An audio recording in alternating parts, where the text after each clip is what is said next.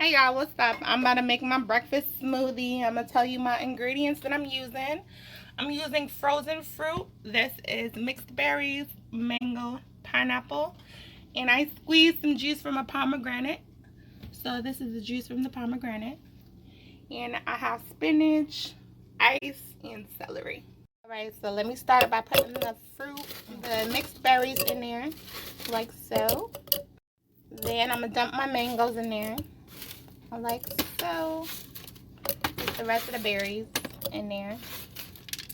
Alright, so here's my pineapple chunks. Alright, so I'm gonna toss some celery. Alright, so let's add some spinach to it.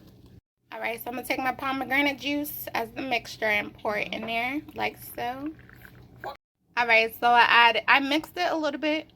I blended it a little bit, and now I'm gonna add some ice and then blend the rest.